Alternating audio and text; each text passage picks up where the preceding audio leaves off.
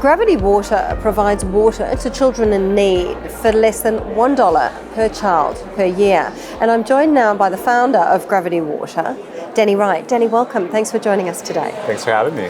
That was an incredible statement I just made. Tell me about Gravity Water. Tell me about this incredible innovation.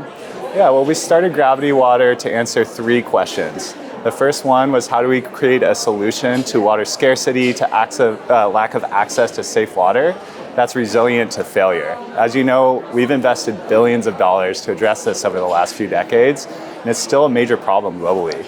So we wanted to create a technology that we knew would last the test of time. We also wanted to make sure we weren't just addressing the problems of yesterday and the problems of today, but the problems of tomorrow. So it was really important we incorporated climate change and an adaptation strategy into that.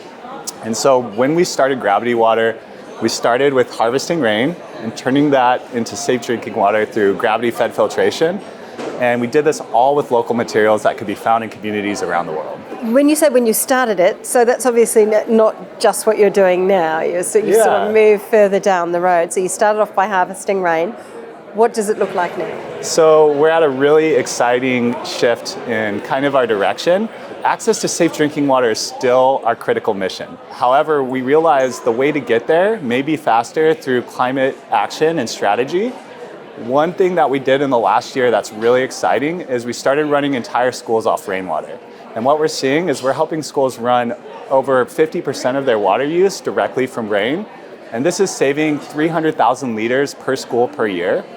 And when we look at the implications this has on water security in the future with a changing climate, it's huge. And so we're really excited to grow our work, not just providing last mile communities with safe drinking water, but helping all communities actually use rainwater harvesting, which is one of the most globally embraced solutions to water security, but one of the least utilized. We're really excited to bring that to life and formalize that as an actual practice. How did you find, how did you create, how did you innovate? How did you come up with this technology that you're using?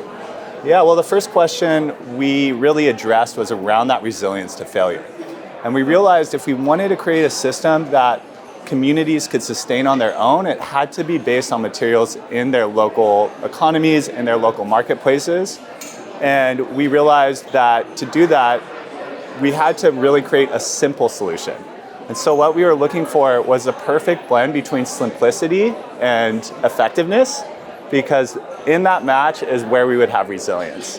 And so it took us about 3 years to figure this out. We trialed in multiple countries, looked at what's available globally, came up with a certain product list, and then developed our systems. So who's been funding you, Danny? How have you got to where you are today? We have largely been funded in Nepal, where is one of our operating areas, through philanthropy, private foundations, community giving. However, in Vietnam, we're actually achieving scale at a very fast rate through corporate giving, and we're really excited to leverage the desires of all these corporations that are doing a lot of manufacturing and production in the region to help them achieve their SDG goals and their climate goals.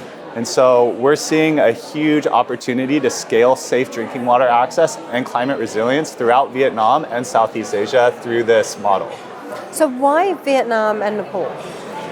Vietnam was originally moved, we originally moved there through an opportunity.